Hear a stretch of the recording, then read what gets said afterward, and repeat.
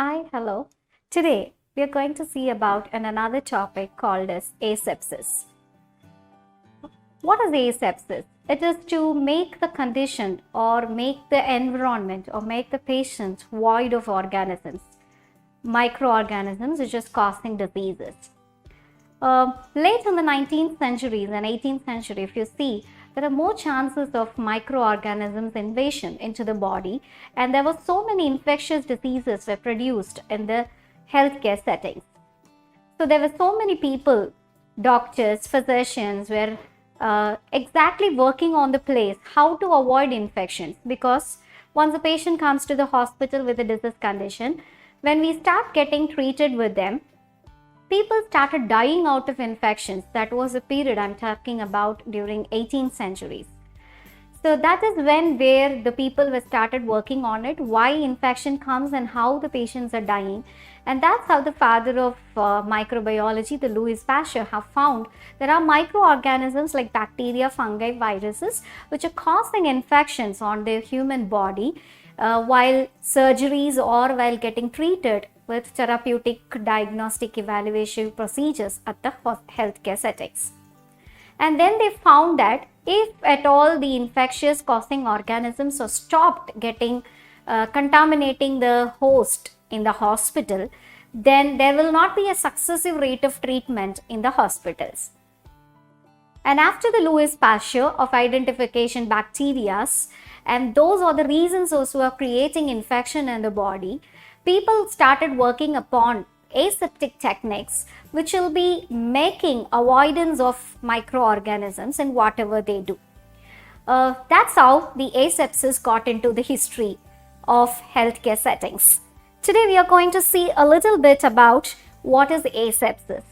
As I told you, there was a dramatic reduction in the infectious rate during 18th and 19th centuries because of the identification of microorganisms which is the responsible for causing infections. And once after controlling these microorganisms by using aseptic practices, the infections has been reduced. And that's how during 1800s and early 1900s, there was people finding out relatively very less infectious rate in the treatments. Even there was reduction in the nosocomial infections also, but there was continuously still persisting in the hospitals producing nosocomial infections. So they started again learning what is nosocomial infection, how it is caused, and they started understanding there are some practices which we call it as aseptic techniques can stop the production of nosocomial infections in the hospitals. So there came the terminology called as asepsis. This means the absence of disease producing microorganisms.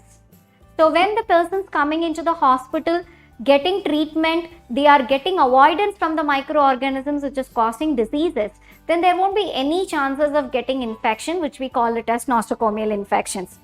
And this asepsis can be other termly said as free of pathogenic organisms by removing them. So this is a practice. From the term we understand that asepsis is a practice or actions which will make avoidance of microorganisms, or we can say we are removing the microorganisms from causing infections. And not only that, asepsis or the methods of practices which will be making reduction in the number of microorganisms, and that will be not at all increased, so that there will be reduction of infections on the hospital setups.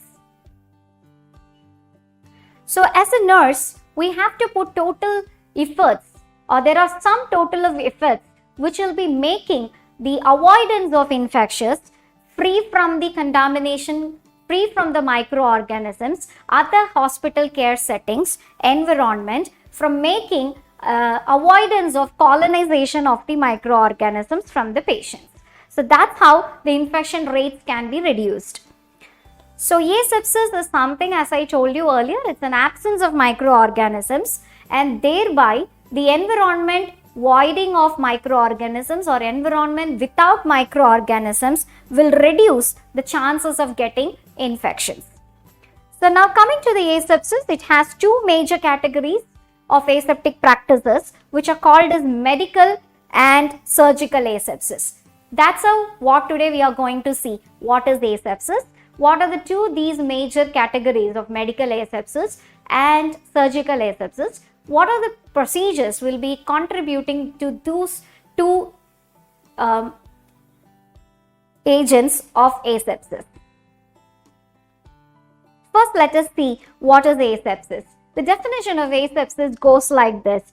Asepsis is defined as the practice to reduce or to eliminate contaminants such as bacteria, fungi, viruses and parasites from entering the field of surgery or medicine to prevent infection.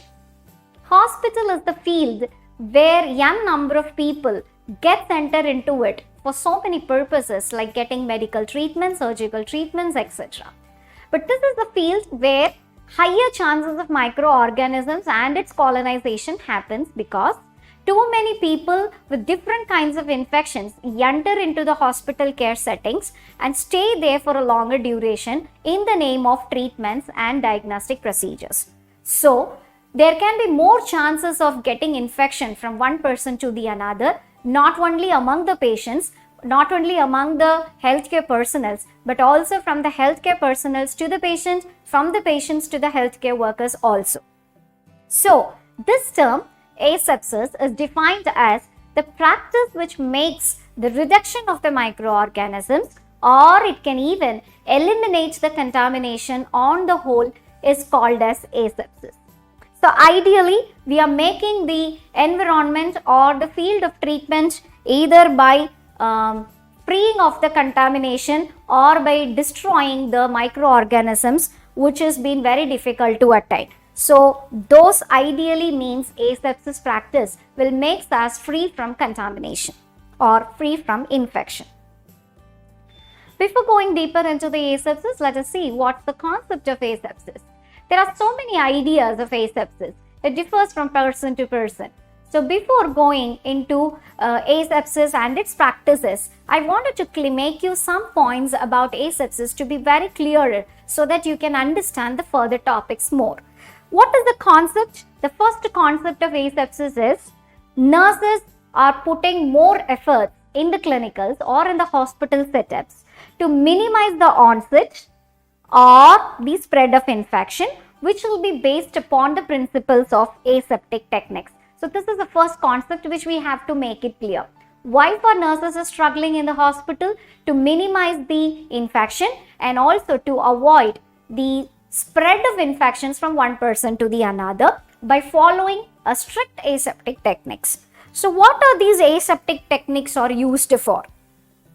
Aseptic techniques are the effort to keep the patients and the environment free from the exposure of infection causing pathogens as much as possible. So it is unavoidable. We cannot avoid infectious patients getting enter into the healthcare settings. We cannot avoid coming in contact with the infectious patient as a healthcare worker, but the aseptic techniques efforts makes us to prevent the contamination as much as possible. So that's all the two concepts. The another concept is you have to understand three asepsis achievement properties. One is these 3 points are very extremely important. One is reduction of time, the another one is reduction of trauma and reduction of trash. So I just have put these 3 T's of asepsis. I wanted to explain you a little deeper what is about the 3 T's of asepsis. The first T stands for time. What is time? Longer the procedure, greater the infection. A person is coming to you to the hospital to get a surgical wound dressing. You are opening the surgical wound and keeping it like that for a longer duration and doing the surgical dressing very slowly makes the chances of getting more infection from the environment, because even though you are cleaning the surgical wound with aseptic solutions and aseptic techniques, still the wound is exposed to the microorganisms which is present in the environment. How longer you are keeping the surgical wound open, that greater the chance of getting more infection. That's what is about the reduction of time. So you reduce time so that you reduce the chances of getting infection. Second T stands for trauma. Reduce trauma by rough handling of the tissues. People comes to us to get treated for the damaged tissues. For example, a person met with an accident, he wanted to have a surgical suturing for the trauma which has been created in his body. But you create more trauma on the body by rough handling of the tissues while doing surgeries or while doing sutures. By making more pricks, or you're making too many complicated sutures. So this is making something more traumatic for the tissues of the patient. So reduce the trauma by rough handling of the tissues, and thereby you can make a good aseptic technique to follow the reduction of infection. And third T stands for the reduction of trash. What is trash? Contamination of the bacteria or by the foreign matter by using the lack of hygienic practices. So trash is what? Something we call that as waste. Yeah. So when you're making handling of the waste materials at the hospital, for example, surgical dressing wound materials has to be thrown out in the proper waste management packets or dustbins so that they are not creating contamination to the other while handling it. So contamination of the bacteria and its materials has to be discarded properly in the trash, and by using a proper hygienic practices you can reduce again infection. So these 3 T's of asepsis, if you strictly follow, that builds up the foundation of the aseptic techniques in the hospital. Moving on further, there are so many asepsis techniques which is available in the healthcare settings, or each and every day we as a healthcare worker used to follow every day in our day-to-day life and the clinical postings. So types of asepsis techniques. First, there are 2 important types of, or major 2 categories, is that of medical asepsis and surgical asepsis. Medical asepsis is simple as that of the clean technique, and surgical asepsis is that of the sterile technique.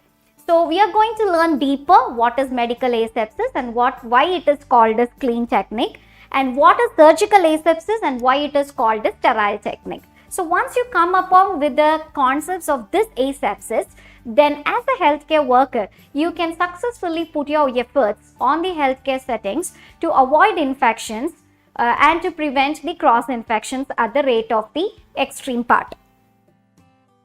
Let us pass on to the medical asepsis. First, before doing more on the medical asepsis, let us see what is the definition of medical asepsis. What is medical asepsis? The measures which is used to prevent the spread of organisms from place to place is called as medical asepsis. For example, I am a healthcare nurse worker working in a hospital, and I have been assigned with 3 patients. So what I do, I touch one patient, give care to the patient, and when I move to the next patient, my hands are contaminated. If I'm not following a proper hand hygiene, then these contaminated hands, when I touch the other patient, I'm going to transfer the infection from the first patient whom I touched to the second patient who I'm going to touch. That's how I'm going to spread the contamination from one person to the another. So if I'm going to prevent such contaminations by following strictly some of the measures like hand hygiene, is going to provide the avoidance of spread of organisms from one place to the another. That's the definition of medical asepsis. The second thing is, all the measures which I'm going to practice is only determining the reduction of the microorganisms. So not only the spread of the microorganisms, if I have 100 microorganisms in my hand, I'm going to do a proper hand hygiene and going to reduce that to the 1 microorganism. So how far I'm making efforts to reduce the number of microorganisms which is in my hand from one person to the another is mainly the concept of medical asepsis. Moving on further, during daily routine care, a nurse has to be using basic medical aseptic techniques to break the chain of the infection.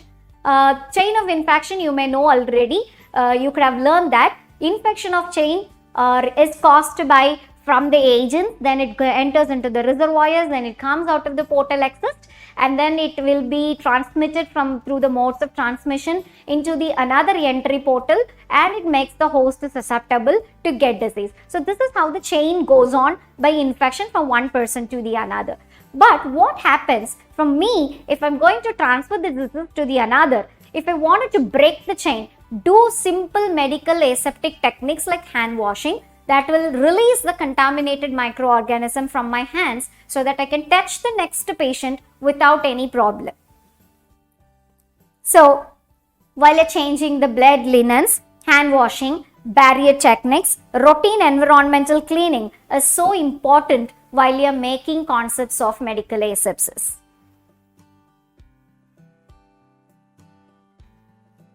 Not only that, follow strict isolation techniques. When the contaminated patients are coming, we must be knowing that who is contagious. So keeping the patients who is contagious separately, using articles for them separately, using a separate room for them, all these are called as isolation, making coming in contact with other persons will avoid the spreading of microorganisms also. So as like that of the hand washing techniques, isolation techniques will also play as a vital role in the medical asepsis technique. And the patients while they are getting treatment under us, we know who is more susceptible to the infection. So such people, we have to provide specific or special precautionary actions to prevent the exposure to the pathogens. So a person who is so less an immunocompromised patient or less immune patient is getting treatment under me, I must be knowing the condition of the patient, and I have to do special precautionary actions when I go nearby the patient, especially wearing personal protective equipments, using gloves, using gowns, using proper hand washing techniques, using sterile instruments and equipments while touching the patient doing procedures will help us to avoid such susceptible persons to get contaminated. So in medical asepsis, it is very simple. You see that whenever you come to know the particular object which you are using or the particular surface which you are using is contaminated, then please and please use medical aseptic technologies so that contamination will be stopped and will be breaking the chain of infection from one person to another. Especially, these are some of the equipments what we come to know. A bedpan which is used, watery, okay, we'll come to know that the bedpan is used for one person. So don't use that bedpan to the another person until then this bedpan is sterilized. Other thing is the floor.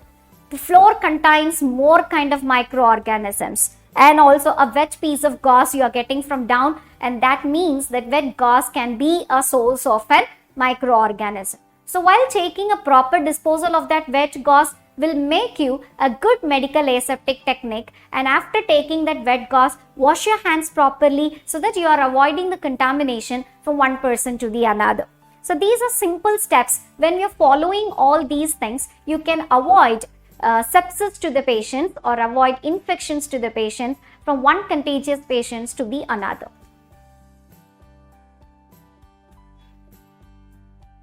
Now, while you're following medical asepsis, I wanted you to emphasize some key features. Before doing medical asepsis, I want you people to assess what is the necessity of the medical asepsis technique here. So such features you have to keep remember and see that is that really wanted to follow a medical asepsis here. In that features, the first one is know what is dirty. So when you're going to provide care for the patient, you see and understand which is now dirty from the patient's side. So if you're going to do a wound dressing, when you open up the wound, the already put up wound dressings was now it's soiled. And that's why we call that as dirty gauze or dirty dressing materials. So when handling those dirty materials, you have to use gloves, or otherwise after using that go for a thorough hand washing which will avoid the contamination from your hands to the another. So first, while starting with the medical asepsis techniques, first and the foremost thing is you identify or know what is dirty. Second thing is what is clean. If you wanted to touch the good sterile gauze in your hands to put a dressing on the cleaned surgical wound, Now your hands also has to be clean to touch the clean gauze bandage. So that means you must know which object is clean here and which object is dirty. Clean objects has to be touched with a clean hands. So thorough clean hand washing, then you touch the clean gauze bandages to put up on the wound will be the right option of doing or following the medical aseptic technique. Know what is sterile. What is the difference between clean and sterile? Clean is something which is neat and tidy or avoidance of any dirtiness on it. But what is sterile? It has been sterilized by using autoclaving or physical condition or some gases which is not be touched with your bare hands, because even after the thorough hand washing, maybe in chance there can be an 1 or 2 presence of microorganisms in your common clean hand.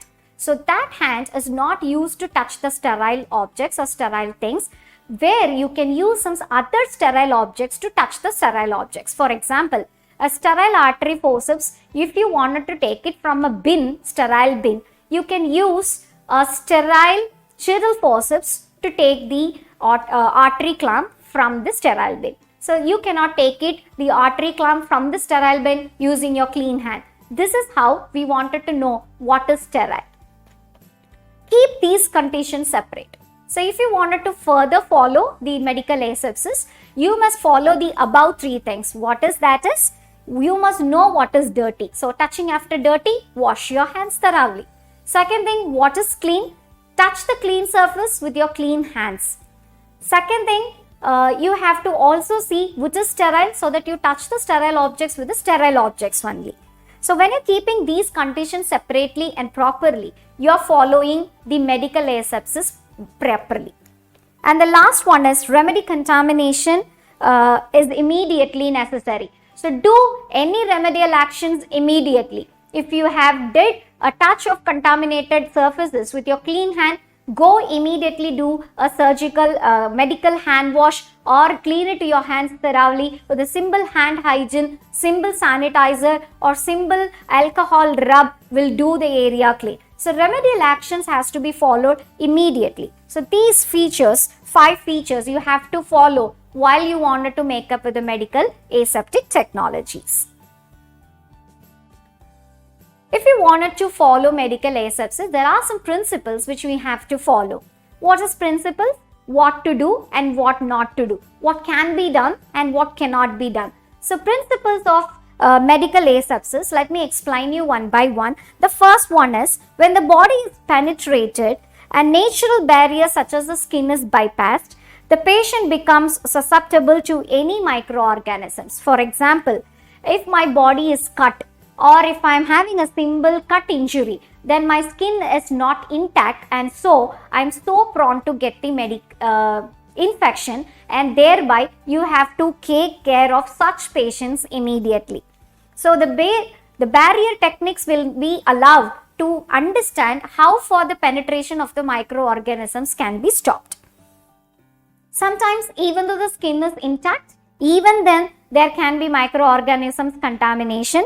It can enter into the nose, through the mouth, into the body and get colonized there. I'm not telling that only an unintact skin alone will pave a way for the microorganisms growth. No, but an unintact skin will help the multiplication of the microorganisms more in the number. So if you wanted to have an intact skin, that will act as a better microbial contamination barrier, so that the contamination can be stopped using the intact skin. So see to that we are not making any cut on the skins. Second thing is, all body fluids of the patient is considered contaminated. So anything which comes out of a patient's body is contaminated. It can be blood or any body fluids like sputum or lymphatic liquids, anything what is that, which is coming past formation, everything which is coming out of the patient's body is contaminated. So while handling such body fluids and body organs, you have to make a thorough aseptic techniques to avoid contamination.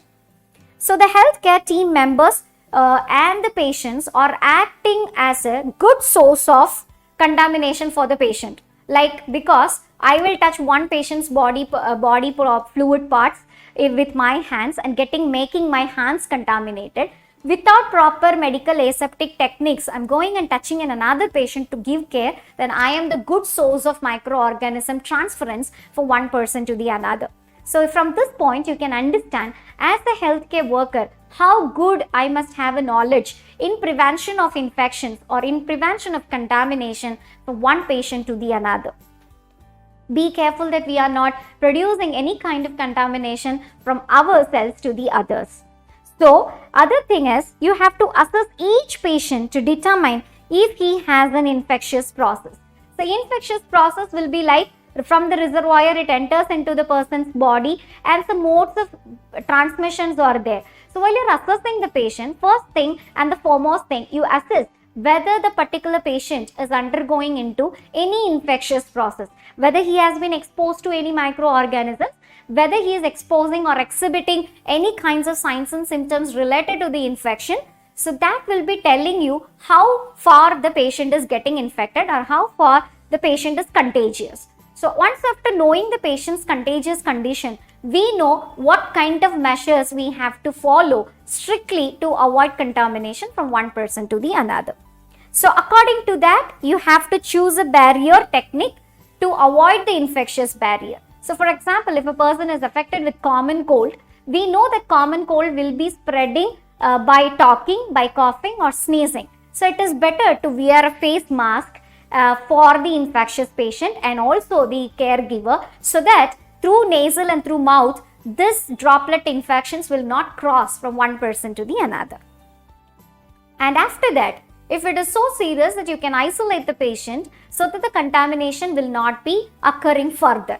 That can allow us to interrupt the outbreak, or it can allow us to interrupt the chain of the infection. So isolating will be creating the patients to stop the diseases. We are isolating the disease and not the patient. So always tell them, we are keeping you aside not because you are bad, it is because of your disease is bad. So we don't want to get contaminated because of the disease to the others, and that's why we are isolating. And that's how the chain is as strong as the weakest link. So when you make isolation and when you stop the chain with interruptions or hurdles, then the chain is going to break and the infectious process is not going to happen anymore. So these are some of the principles that you have to follow. Okay.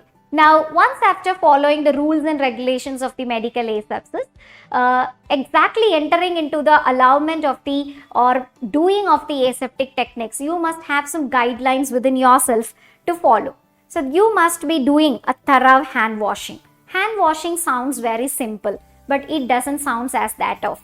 Hand washing makes many disease conditions to avoid getting transmitted from one person to the another. So thorough hand washing will play a very, very important vital role in stopping or interrupting of the chain of the infection.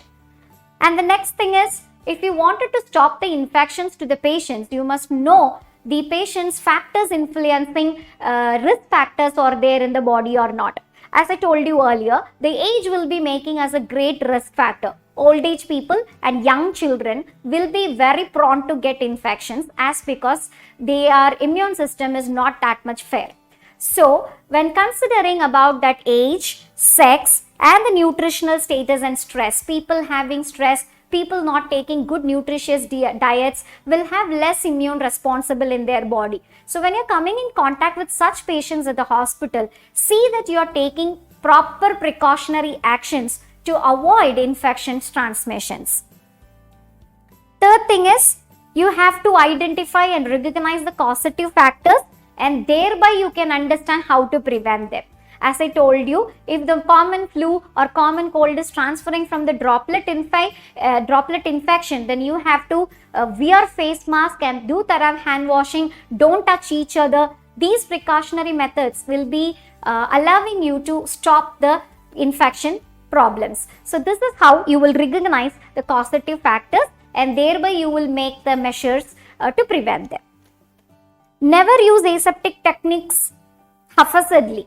What is the meaning of haphazardly? It means lacking of principles, or you can say that is the misuse of the techniques. So in the last previous slide, I was telling you about the principles. There are some principles which you have to follow. One first principle is there must be an intact skin for everybody. One, not only for the healthcare givers, but also to the patients. Because an intact skin will be always making a way for the production of microorganisms and for the multiplication of microorganisms. So while following such principles, don't misuse the techniques or don't misuse the principles abnormally. If you do that, then you are not going to follow the aseptic techniques properly, and those failures of the aseptic techniques will make more problem in creating contamination with the infections. And the next guideline is, while in the efforts to protect the patients from the infection, we should never forget about ourselves also. Who are we? The healthcare workers. So we, the healthcare providers, has to be good and intact health, should not fall ill health, so that we can provide a very good wholesome care to the patients, those who are approaching us. So that is so important that the healthcare workers has to protect themselves, ourselves, from the exposure of the infectious agents is also so important. And then aware of the body sites where the nosocomial infections can occur. So once after the entry into the hospital, a nurse must have a basic knowledge about how far nosocomial infections are common and which are all the body parts or body organs where the nosocomial infections can easily enter into it. Like we have seen many things like that. Nosocomial infection means it will be transferring from one place to the another, from one person to the another in the hospital. So there are so many N types of infections like urinary tract infection, respiratory tract infection. Those are common in nosocomial infections. So you have to be aware of nasal cavities, you have to aware of oral cavities, and you have to aware of respiratory organs, and you have to aware of urinary tract organs. Why does that mean? Because if you are aware of the body sites, then you can make appropriate preventive measures to avoid such nosocomial infections at the particular body sites. And the next one is procedures which you are going to use in medical asepsis. These are again the next guideline. There are few medical asepsis techniques or procedures which you have to use thoroughly with its own principles, so that we are avoiding the septic conditions or infection spreading in the hospital. What are those procedures? The first one is hand washing, and the second one is cleaning the equipments, etc. These are some of the basic things: cleaning equipments, cleaning the floor, cleaning the wards, cleaning the beds, making unit cleanings. These are some of the cleaning equipments or cleaning materials or cleaning procedures which will make avoid of free from microorganisms. So hope you understood what is medical asepsis. Medical asepsis is there are simple procedures like hand washing and cleaning procedures. Okay, this will be helping you to avoid sepsis during the procedures, and they will not be related with the surgeries, but they will be related with the therapeutic and diagnostic evaluations and therapeutic measures which end every day to day in the hospital routine. Now we are passing on to the surgical asepsis. This is the second major important medical asepsis point where surgical asepsis plays a very vital role, and this is a sterile technique too. So sterile technique or aseptic technique is the other terminologies which we use for surgical asepsis. Now coming to the definition of the surgical asepsis, what is surgical asepsis? This is the method which we are doing to prevent the introduction or spread of pathogens from the environment into the patient. That means we are totally eliminating the microorganisms entering into the human body, especially even in the spores related. Microorganisms, once before growing, it will be in the spores format, and that spores even has to be deleted or has to be eliminated by using the surgical techniques, and that's why we call that as a sterile technique or it's an aseptic technique. And these techniques are mostly used in operation theatres or operating rooms to keep the objects, equipments and the surfaces very sterile and making the field of the treatment area sterile. And here, to be sterile is something which is known as making free from the microorganisms. There are some procedures which can be making to free from the microorganisms like sterilization. So if you wanted to keep an object sterile or free from microorganisms, those instruments and equipments has to undergo a procedure called disinfection or sterilization. So an OR nurse, an operation theatre nurse, during a surgical incision or bedside inserting any invasive procedures, has to take care of these surgical aseptic techniques thoroughly, so that they are avoiding introducing or introduction of microorganisms through the cut skin. So this techniques usually the operating room nurses will be providing with surgical aseptic techniques. Further, we will see how the sterile instruments has to be cleansed, how the urinary catheters has to be sterilized, and how the nurse has to act while doing such procedures, where the sterile things has to be inserted.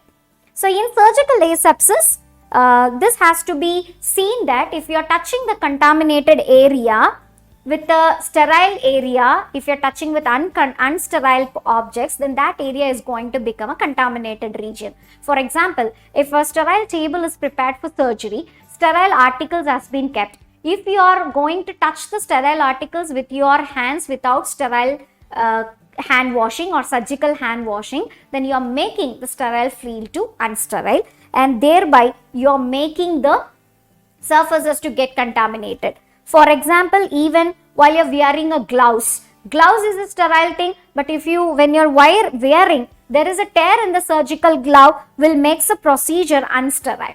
So this is how the sterile areas has to be changed into unsterile areas for the production of infection. So these are some of the points you have to keep in mind, and you have to avoid touching of the sterile objects and sterile field with unsterile objects and unsterile hand.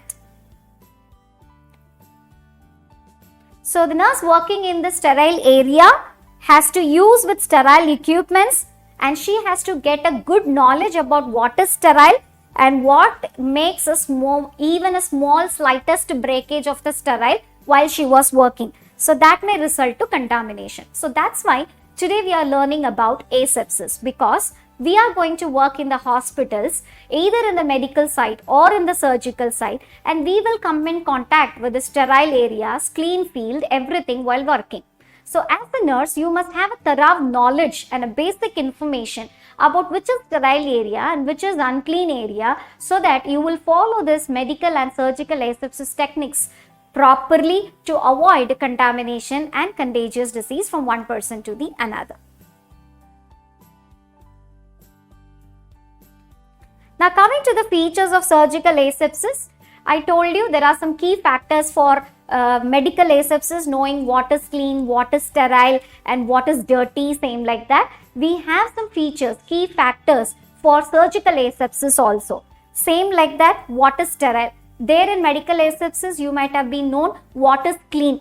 But in surgery or surgical asepsis, you must be knowing what is sterile and what is not sterile.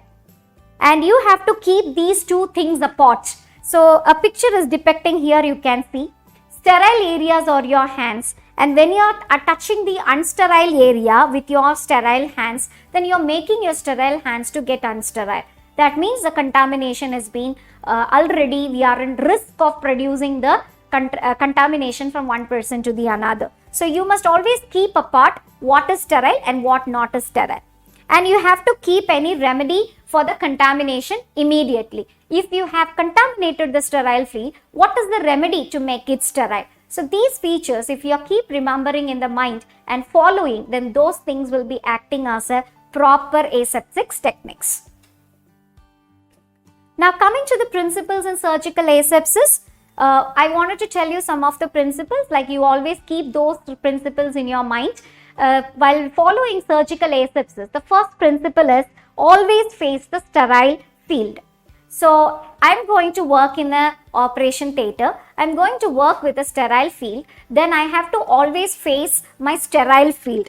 Because if you're turning, your friend as a sterile face, because you are wearing a sterile apron, you're wearing a sterile gloves, so that if you're facing here, both the areas are sterile. But if I'm going to turn my back is not sterile. Maybe my back is exposed to the unsterile environment. So if I come contact with my unsterile back to the sterile field of the OR department, then that is going to get contaminated. So do not turn back or on the side of the field of sterile objects, because when we are going out of vision, we cannot guarantee the sterility of the area.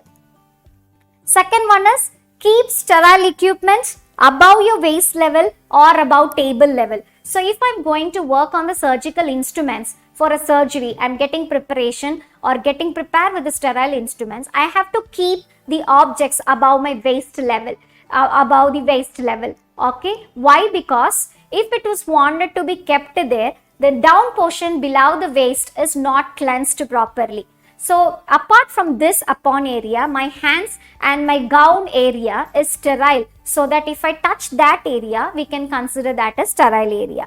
Waist level and table level are considered as the margins of the safety and will promote maximum visibility of the sterile field. As I told you, below my waist can be considered as an unsterile area. So anything below I am touching my waist, below the waist, is considered as non-sterile area, and thereby we are producing the contamination phases. So it's better that you are keeping all the articles above the waist level and above the table level, so that you are not making them enter into unsterile field.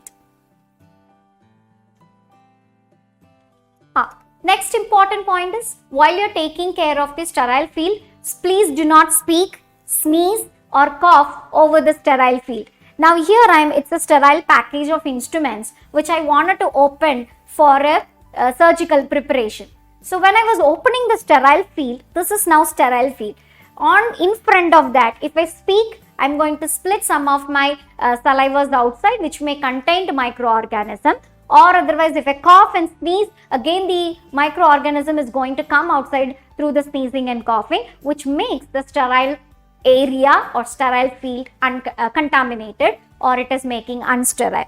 So such, to prevent the droplet infections, never reach the sterile field and don't touch the non-sterile objects, and then you have to use the microorganisms falling down by sneezing and while you are coughing. So that makes, when you're coughing, when you're sneezing, the microorganisms falls down on the sterile field and makes that contaminated. So please avoid speaking, sneezing and coughing over the sterile field. Next principle is, keep only sterile objects on the sterile field.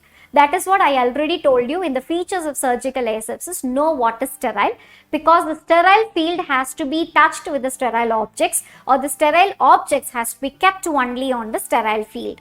So once after the sterilization, when you're unpacking the sterile objects or equipments, unpack it on the sterile field alone. Touch the sterile field with sterile article alone. So as I told you, if you wanted to take a sterilized artery clamp, use sterilized Chiddle forceps to take the artery clamp. That will be the proper usage of surgical asepsis.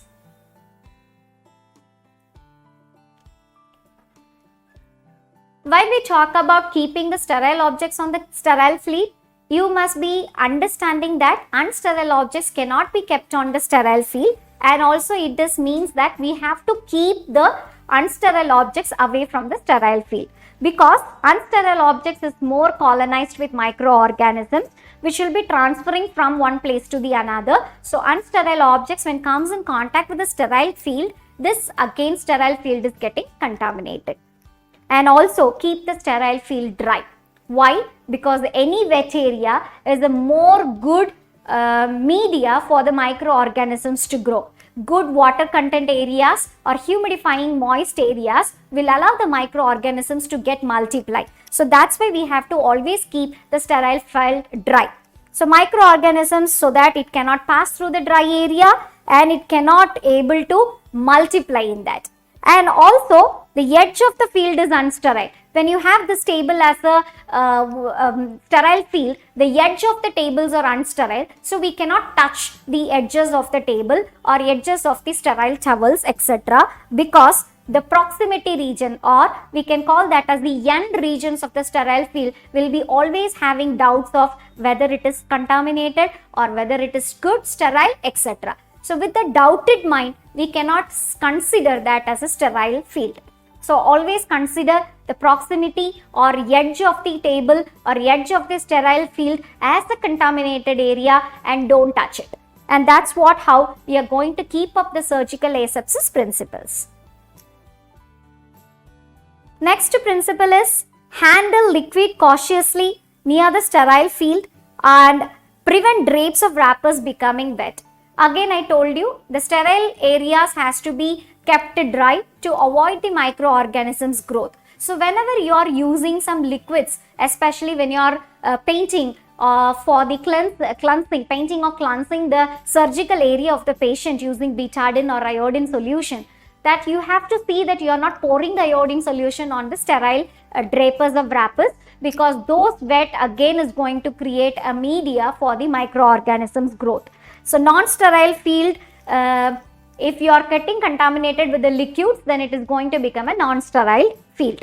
Next is each sterile supply should be clearly labeled and with the names, contents and date of sterilization. And if you have been working in the operation rooms or operation theatres, there will be a sterile green packets will be kept everywhere. What is that is? It is an instrument which we wanted to use, but after sterilization it will be packed up and kept. Please label that sterilization packages with the content, what is inside the package and when it has been sterilized with what matter, whether it is autoclaved or whether it is sterilized with anything other gases items. So the date and the expiry has to be labeled so that we can identify when the days expires, then we can able to understand now it is not sterile. Once the expiry date comes, that articles, even though it is in the sterile pack, is considered as unsterile field area. So that can be once again sent for sterilization. So the checking of the sterility and the expiration date will tell you about the sterility of the objects which is inside the packages. Usually once after 4 weeks of the sterilization, still 4 weeks has happened, we are not used to that articles, means it is considered as unsterile. So don't open the wrap or don't use it after 4 weeks of sterilization. Send it once again for the sterilization. So that's how you can maintain the surgical asepsis in the hospitals. Again, this is so important. While cleaning of the floors or cleaning of the utensils or cleaning of the room, particular room, you should see that it has not been done while the sterile field is open. If the sterile objects are open or the sterile field is open, don't do dusting, don't do cleaning or don't do sweeping. Why? Because the microorganisms can even travel through dust particles. So when you're sweeping, the dust particles flies in the air and the microorganisms will cross from one area to the another. So you have to do that. Put on the sterile field clothes and put your gloves, mask and then gowns before handling the sterile supplies. So because of from your hands, the sterile objects are not getting polluted. So this is all about to prevent the contamination. So hope you all understood the principles from the beginning. Once again, let me tell you the principles from the beginning. First principle is always face the sterile field. You should not turn your back towards the thing and keep the sterile instruments, sterile objects above your waist level and the table level to avoid the contamination. Do not speak or cough or sneeze over a sterile field. Keep sterile objects on the sterile field. Touch the sterile field with only the sterile objects. Keep the unsterile objects away from the sterile field and keep the sterile field dry and handle liquids cautiously, seeing that it is not dropping on the sterile wrappers or wrappers. And each sterile supply should be clearly mentioned, named with the expiry date and its content and timings. Avoid sweeping and dusting when the sterile objects are opened. So hope you all understood about the principles. Now let me tell you what are all the procedures we can use during surgical asepsis as a aseptic techniques. Okay. First one is surgical hand rub. This is not as like that of the simple hand washing technique. Medical hand washing and surgical hand washing is literally different. And surgical hand rub, you will be using some alcohol productions or sterilizing objects while washing your hands. So we will be learning in future about the surgical hand rub and surgical hand washing also. So this is the first and the foremost important procedure. Like simple hand washing in medical asepsis, surgical hand rub is the simple procedure in surgical asepsis. And the another thing is theatre dress. As I told you, surgery will be conducted in the OR, that is operation rooms or operation theatres, OT. We have to have a theatre dress. A normal dress which has been wearing outside the theatre has not to be taken inside the theatre, because theatre is considered as a sterile field anytime. So, the uncleansed dress which you are wearing outside the area, if you are taking or carrying on it to the operation theatre, again you are going to make the theatre into an unsterile field. So, use separate theatre dress, and anti-static shoes. The shoes which you are using outside cannot be taken forwarded into the operation theatre rooms. So, that has to be changed. And the another one is donning a gown or putting on. Donning gown means putting on gown, and doffing off means putting off the gown. So this techniques also you have to learn how to put on gowns and how to take it off your gowns. So once during the sterile field is alert and on, you have to put your gowns to avoid contaminating from your dress, theatre dress to the patient. And always wear mask, which will be providing contamination prevention, and also sneezing, coughing, choking will not be a barrier in spoiling of the sterile field. And also applying and removing of the gloves, which is a major procedure we have to follow during surgery, and also sterilization of equipments. There are so many kinds of sterilization, like sterilization of equipments under moist heat, sterilizer, boiling water, and flaming methods, and gases like ethyl oxide, and also fumigation is there. And also we have autoclaving methods are there to sterilize the equipments. All such equipments has to be used, cleansed, washed under soap and water, and then has to be sent for sterilization. So such procedures which will be included under surgical aseptic techniques.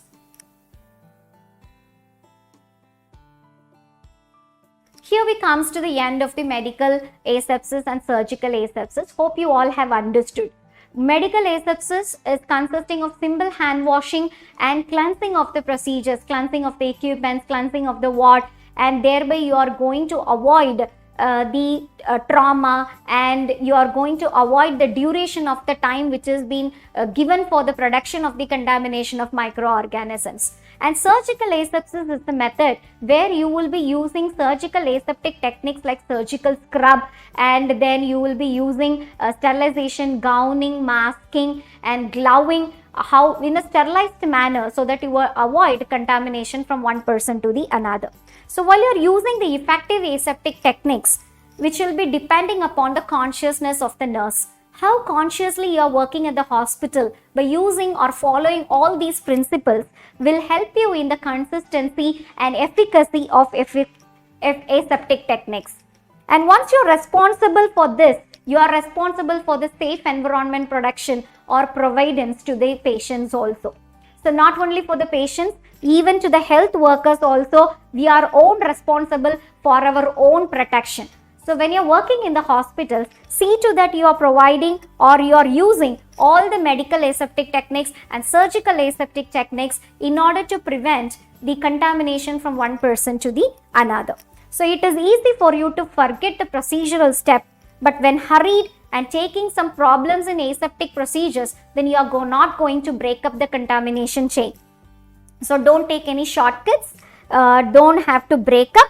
You please follow proper principles and proper procedures which has to be done as a aseptic techniques in the hospital to break the chain of the infection and produce safer environment both for the patients and the healthcare workers.